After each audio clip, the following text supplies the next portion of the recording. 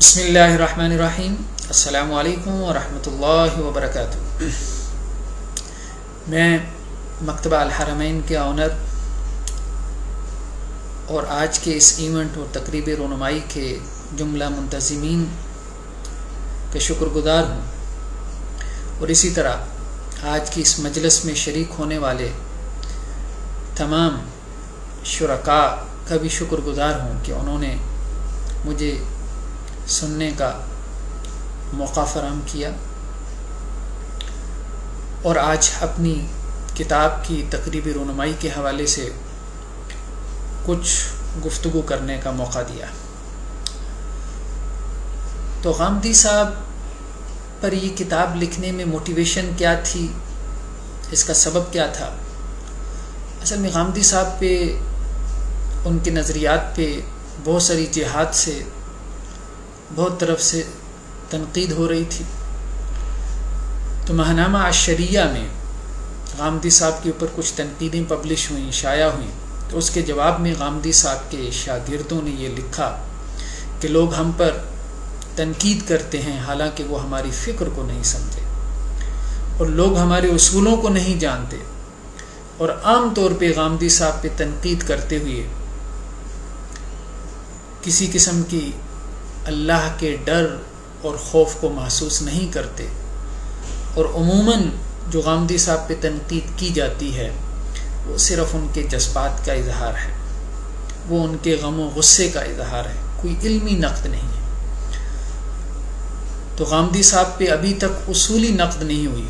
अगर किसी ने नक़्द करनी है तो वो गामदी साहब पे उसूली नक़्द करे, हमारे उसूलों को स्टडी करे, पढ़े, मुताला करे। तो ये एक मोटिवेशन थी कि जिसके सबब फिर मैंने गामदी साहब की किताबों का, उनके उसूलों का तफसीली मुताला किया और दो एतबारात से इस किताब में नक़्द की गई है। यानी हमने गामदी साहब की फ़ुरुआत पे नक़्द नहीं की, हमने उनके उसूल व मबादी पे नक़्द की है।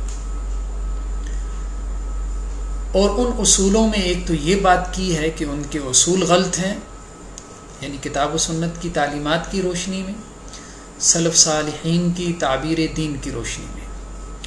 और दूसरा ये कि अगर उनके उसूलों को हम सही मान भी लें तो ख़ुद गामदी साहब ने अपने उसूलों की तत्बीक और एप्लीकेशन में भी गलती की है।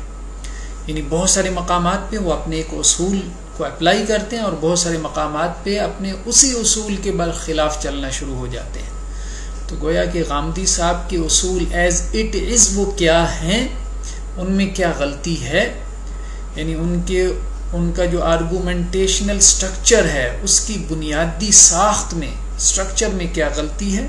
और दूसरा ये कि उनके उस आर्गूमेंट्स, उनके उन प्रिंसिपल्स की एप्लीकेशन में उनसे क्या गलती हुई है। तो ये इन दो एस्पेक्ट से, इन दो पहलुओं से हमने अपनी इस किताब में कुछ गुफ्तगू सामने रखी है।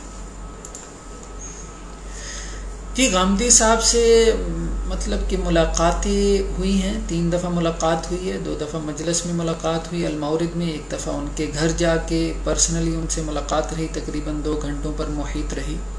और उसकी बुनियादी वजह यही थी कि गामदी साहब के शागिर्द यही कहते थे कि आपने हमारे उस्ताद की फ़िक्र को नहीं समझा। मतलब जो भी उन पर नक़्द करता था तो वो यही जवाब देते थे कि हमारे उस्ताद की फ़िक्र को किसी ने समझा नहीं और बग़ैर समझे नक़्द शुरू कर दी। तो हमने उनसे 2 मुलाकातें तो मजलिस में की। फिर तीसरी मुलाकात, उसका पैटर्न यही था जो गामदी साहब के घर पर हुई कि हम सवाल करते थे, हम गामदी साहब से पूछते थे कि हमने आपकी फ़िक्र को इस तरह से समझा है, मतलब आपका ये उसूल है, हमें ये समझ आई है आपकी किताब को पढ़ के या आपके ऑडियो लेक्चर को सुनकर। तो क्या आप समझते हैं कि हमने आपकी फ़िक्र को सही समझा है? तो बहुत सारी बातों पे गामदी साहब ने कहा कि भाई आपने मेरी फ़िक्र को सही समझा है, मैं ऐसे ही बयान करता हूँ या मेरा फ़हम ऐसा ही है, या मतलब मैं यही कहना चाहता हूँ। तो बाज़ बातें ऐसी भी थीं कि जिनमें गामदी साहब ने कहा कि नहीं, मतलब मैं ऐसे नहीं कहूँगा बल्कि इस बात को इस तरह से बयान करूँगा। तो फ़िक्र गामदी पे हमारा पहला और जो दूसरा एडिशन था वो गामदी साहब से मुलाकात से पहले था, लेकिन इसके बाद जो एडिशन आए हैं वो गामदी साहब से मुलाकात के बाद थे। अब उसमें हमने गामदी साहब ने जिस तरह से तस्हीह की थी, गोया कि अब ये जो तीसरा, चौथा और पांचवा एडिशन है फ़िक्र गामदी का, तो इसमें हमने गामदी साहब से अपने फ़हम की तस्दीक भी करवा ली है कि हमने उनसे ये पूछ लिया था कि भाई क्या हमने आपकी बात को सही तरह से समझ लिया कि नहीं समझ लिया। जहां उन्होंने कहा कि समझ लिया तो वहां हमने उसी तरह से बयान कर दिया, जहां उन्होंने कहा कि नहीं है मैं इसको इस तरह से बयान करता हूं तो हमने अपनी किताब में नए एडिशन में उसको उस तरह से बयान कर दिया जैसा कि वो बयान करना चाहते थे। तो ये गोया कि पूरे 2 घंटे में गामदी साहब से ये इसी तरह से, मतलब कोई मुबाहसा नहीं था, कोई मुनाजरा नहीं था, बस उसमें मैं सवाल करता था और वो जवाब दे देते थे कि ये आपका उसूल क्या ऐसे है, तो वो जवाब दे देते थे कि ऐसे है। तो इसमें यही था कि दयानत का तकाजा यही था कि एक मुसन्निफ या जिस मुसन्निफ के ऊपर हम नक़द करना चाहते हैं तो उसकी बात को वैसे ही बयान किया जाए जैसा कि वो खुद पसंद करता है कि मेरी ये बात ऐसे नकल हो। तो हमने इस तकाजे को पूरा करने के लिए गामदी साहब से मुलाकात भी की। हाँ, गामदी साहब की साथ मुलाकात के हवाले से एक दिलचस्प वाक़या जो कि हमें भूलता नहीं है वो ये है कि गामदी साहब से हमने सवाल किया कि आपने अपनी किताब में लिखा कि ये जो क़िरात हैं रिवायत हफ्स के अलावा ये सारी फितना आजम हैं, इनका दीन से कोई ताल्लुक़ नहीं है, ये साबित नहीं है दीन के अंदर, तो क्या आप ऐसे ही कहते हैं, इनको फितना समझते हैं? तो हमने कहा भाई बिल्कुल आपने ठीक समझा है, हम इन सब क़िरात को फितना समझते हैं। तो हमने सवाल किया कि आपके नज़दीक कुरान कैसे साबित होगा? उन्होंने कहा इजमा से साबित होगा। तो हमने कहा आपके नज़दीक इजमा से क्या मुराद है, मतलब अवाम का इजमा मुराद है या आपके नज़दीक इजमा से मुराद उलमा का इजमा है? तो गामदी साहब ने कहा हमारे नज़दीक इजमा से मुराद उलमा का इजमा है, ज़ाहिरी बात है कि अवाम का इजमा तो मुराद नहीं है।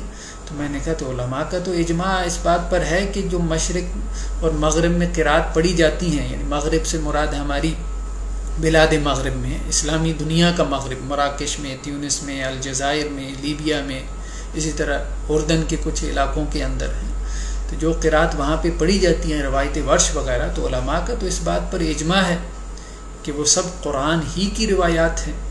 तो अब आप बताएं आपके अपने उसूल से ये सब कुरान साबित हो रहा है, यानी इजमाई उम्मत से साबित हो रहा है। तो इस पे फिर गामदी साहब थोड़ी देर के लिए जो है वो खामोश हो गए, मतलब फिर हमने मुनासिब नहीं समझा कि बहस को आगे बढ़ाया जाए। फिर इसके बाद अगला सवाल जो है वो उनसे कर दिया गया। इसी तरह जो अल-मौरिद में मजलिस में उनसे मुलाकात हुई थी तो उसमें भी एक बड़ा दिलचस्प वाक़या हुआ कि गामदी साहब की ही एक सीनियर शागिर्द ने ये बात कही, जब मतलब ये बात आ रही थी कि गामदी साहब के बारे में कि जी आप पर हर तरफ से तनकीद हो रही है, तमाम स्कूल ऑफ थाट के लोग आप पे तनकीद कर रहे हैं। तो गामदी साहब ने ये बात कही कि ये आपस में कौन सा मुत्तफ़िक़ हैं। तो गामदी साहब के एक सीनियर शागिर्द वहाँ पर मौजूद थे, तो उन्होंने एक बात कही कि जिस पे मतलब सब लोग हंस पड़े कि अगरचे इन सब के आपस में इख्तलाफ सही, मतलब बरेलवी देवबंदी अहले हदीस सबका आपस में इख्तलाफ सही, लेकिन कम अज़ कम गामदी साहब इस बात पे तो ये मुत्तफ़िक़ हैं सारे कि आप गलत कह रहे हैं। तो ये भी एक दिलचस्प वाक़या था जो कि उनकी मजलिस के हवाले से मुझे याद रह गया। गामदी साहब की शख्सियत, मतलब बहरहाल उन्होंने एक ऐसा हल्का पैदा किया और उस हल्के में जो लोग हैं वो ज़हीन हैं, और ख़ुद गामदी साहब माशाल्लाह ज़हीन हैं, मतलब इंटेलिजेंट हैं, हार्ड वर्किंग हैं, मेहनती हैं, एफ़र्ट करते हैं, और फिर इसके अलावा भी सिविलाइज्ड हैं, मतलब अब इख्तलाफ करने में अखलाक और एथिक्स का दामन अपने हाथ से नहीं छोड़ते। ये अलबत्ता है कि कभी कभार लबो लहजे में जो है वो सख्ती आ जाती है। तो शख्सियत के हवाले से तो ये बात है। हाँ, जहाँ तक गामदी साहब की फ़िक्र के बारे में जो हमारा मौक़िफ़ है, तो हमने अपनी किताब में भी लिखा है कि ये असल में एहतिज़ाल या मुअतज़िला की एक जदीद शाख है, यानी एहतिज़ाल जदीद है। ये मॉडर्न दौर का, जिसे हम जदीदियत कहते हैं, मॉडर्निटी का एक नया वर्जन है, मतलब इस्लाम के अंदर जदीदियत का एक नया वर्जन है। बाकी हम ये कहते हैं, मतलब अहले सुन्नत में भी इख्तलाफ है, मुख्तलिफ मकातब फ़िक्र में हनफी, शाफ़ी, मालिकी, हम्बली सब कुछ हैं, ज़ाहिरी भी हैं, यहाँ पे आके मसालिक भी हैं, मज़ाहिब भी हैं, लेकिन उनका इख्तलाफ फ़ुरूई दर्जे का है। कम अज़ कम प्रिंसिपल्स में, उसूलों में तो उनका इत्तिफ़ाक़ मौजूद है। गामदी साहब का असल में इख्तलाफ जो है वो उसूली बुनियादों पर है कि उन्होंने हदीस को वो दर्जा नहीं दिया, उन्होंने हदीस को उस तरह से अथॉरिटी नहीं माना जिस तरह के अहले सुन्नत के जमी मकातिब फ़िक्र उसको अथॉरिटी मान रहे हैं, या जिस तरह से अहले सुन्नत के जमी मकातिब फ़िक्र उसको एक सोर्स ऑफ इस्लामिक लॉ या सोर्स ऑफ इस्लामिक शरिया मान रहे हैं। ये मतलब गामदी साहब का एक बुनियादी फ़र्क है। और इसी तरह से कुरान में उन्होंने कुरान मजीद की तफसीर के जो उसूल बयान किए हैं उनमें भी उन्होंने हदीस को उस तरह से प्रेफरेंस नहीं दी जिस तरह से उन्होंने अपने उस्ताज़ या अपने मकतब फ़िक्र, फ़रही मकतब फ़िक्र के उसूल नज़्म कुरान को तरजीह दी है। तो ये एक बुनियादी इख्तलाफ है कि कुरान फहमी में हदीस को आप तरजीह देंगे या आप अपने उस नज़्म कुरान को कि जो खालिसतन अक़ली बुनियादों के ऊपर आपने एक फ़हम जो है वो कुरान मजीद के कॉन्टेक्स्ट से डेवलप किया है, अगर वो कुरान में नाजिल शुदा होता, मनसूस होता, तो ख़ुद मकतब फ़राही में उसमें इख्तलाफ ना होता। तो ख़ुद उस्ताद अल इमाम जो हैं और फिर उनके उस्ताद अल इमाम और फिर गामदी साहब एक ही आयत की तफसीर में एक ही उसूल यानी नज़्म कुरान के उसूल को अप्लाई करते हुए उनमें इख्तलाफ हो जाता है, जो इस बात की दलील है कि नज़्म कुरान मनसूस नहीं है, मुनज़्ज़ल मिन अल्लाह नहीं है। नज़्म कुरान असल में मुफस्सिर का फ़हम है। तो नज़्म कुरान यानी मुफस्सिर के फ़हम को इन्होंने या इस मकतबा फ़िक्र में या गामदी साहब के यहाँ अहादीस यानी फ़हम रसूल सल्लल्लाहु अलैहि वसल्लम के ऊपर जो है वो तरजीह दी गई है। ये एक बहुत बड़ा इख्तलाफ है। इसके अलावा भी उसूली इख्तलाफात हैं गामदी साहब में और अहले सुन्नत में, जिनको हमने तफसील से अपनी किताब में जो है वो नकल किया है। गामदी साहब के हल्के की तरफ से हमारी किताब पे कुछ रिस्पांस आना शुरू हुआ था। गामदी साहब के यहाँ से मजल्ला इशराक के नाम से जो निकलता है उसके जो साबिक एडिटर थे मंजूरुल हसन साहब, जो गामदी साहब के शागिर्द भी थे 15-20 बरस से, तो उन्होंने हमारे अशरिया में शाया होने वाले मज़ामीन के जवाब में लिखना शुरू किया। तो इसके बाद गामदी साहब से जब मुलाकातें हुई और हमने मंजूरुल हसन साहब को रिटन जवाब देना भी शुरू किया, तो हमने गामदी साहब से कहा कि जी देखें आपके शागिर्द ये लिख रहे हैं और हम उसका ये जवाब दे रहे हैं। तो गामदी साहब ने कहा भाई ये मेरे शागिर्द मेरे दिफा में जो कुछ लिख रहे हैं तो ये मेरे स्पोक्समैन नहीं हैं, ये मेरे तर्जुमान नहीं हो सकते, मेरे अल्फाज वही हैं जो मैंने लिख दिए हैं। तो इसलिए अगर मेरे शागिर्द अगर कुछ लिखते हैं और उस पर आप कोई नक़द करते हैं तो वो मेरे ऊपर नक़द नहीं है, यानी गामदी साहब पे नक़द नहीं, वो मेरे शागिर्दों के अल्फाज हैं, वो आप उन पे नक़द कर रहे हैं। तो फिर हमने कहा कि हम जो आपके शागिर्दों को जवाब दे रहे हैं तो हमें तो कोई शौक़ नहीं है उनको जवाब देने का, और ना ही वो इतने अहम हैं कि उनके लिए हम अपना वक्त ज़ाया करें। तो अगर आप हमारी तहरीरों का जवाब देंगे तो हम अब आपके जवाब में लिखेंगे। तो हमने फिर मंजूरुल हसन साहब ने बाद में लिखते रहे, लेकिन हमने जो है वो उनको जवाब देना छोड़ दिया, क्योंकि गामदी साहब ने मंजूरुल हसन साहब यानी अपने शागिर्दों की अपने दिफा में लिखी जाने वाली तहरीरों से गोया के हाथ उठा लिया था और कह दिया था कि भाई, वो मजलिस में कह दिया था, ये बात मजलिस में हुई थी कि ये मेरे स्पोक्समैन नहीं हैं और मैं इनकी तहरीरों की ज़िम्मेदारी नहीं लेता। और बल्कि उन्होंने तो ये कहा था कि इनकी तहरीरें जब पब्लिश हो जाती हैं तो फिर मैं पढ़ता हूँ, मतलब वो मेरी मर्ज़ी के बगैर, मेरी एडिटिंग, मेरी इजाज़त, मेरे देखे बगैर पब्लिश होती हैं मेरे मजल्ले में यानी महनामा इशराक में। और फिर जहाँ तक गामदी साहब के जवाब देने का ताल्लुक़ है तो गामदी साहब ने कहा भाई मैंने तो 96 के बाद ये तहिया कर लिया था कि मैंने किसी को जवाब नहीं देना, चाहे भले कोई कुछ भी लिख ले। तो वल्लाह आलम उसकी क्या रीज़न थी, उन्होंने क्यों ये फ़ैसला किया, लेकिन बहरहाल उनके बकौल वो अब किसी को जवाब नहीं देते 96 के बाद।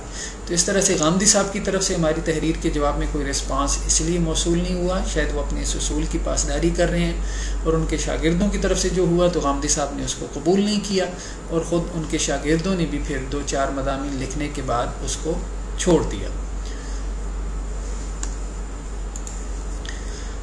बाकी रही बात कि पाकिस्तान में बहरहाल फ़िक्र गामदी जो है हम समझते हैं कि वो एक बहुत बड़ा बिगाड़ है सही फ़िक्र से, सिरात मुस्तकीम से, जो मुसलमानों की एक इत्तिफाकी और इजमाई या एक मेन धारा है, एक जो इत्तिफाकी शाहराह है, एक स्टीम लाइन है, उससे निकलने वाली एक पगडंडी है। और इसी तरह इंडिया के अंदर इसी नोयत का एक बहुत बड़ा फितना मौलाना वहीदुद्दीन खान साहब की सूरत में मौजूद है, उनके ऊपर भी हमने एक किताब लिखी है। तो बहरहाल दोनों में फ़र्क सिर्फ ये है कि गामदी साहब का अंदाज़ और उसलूब इल्मी है, जबकि मौलाना वहीदुद्दीन खान साहब सहाफ़ती अंदाज़ का लिखते हैं। वो ज़रा आवाम में बहुत ज़्यादा मकबूल है खान साहब का अंदाज़, और गामदी साहब का अंदाज़ ज़रा उन लोगों में कि जो ज़रा इल्मी बैकग्राउंड रखते हैं या इल्म दोस्त लोग हैं या जिनके अंदर कोई जहन की गहराई मौजूद है या जो उसूली जहन रखते हैं, तो उन लोगों में ये ज़रा ज़्यादा पॉपुलर हो जाते हैं।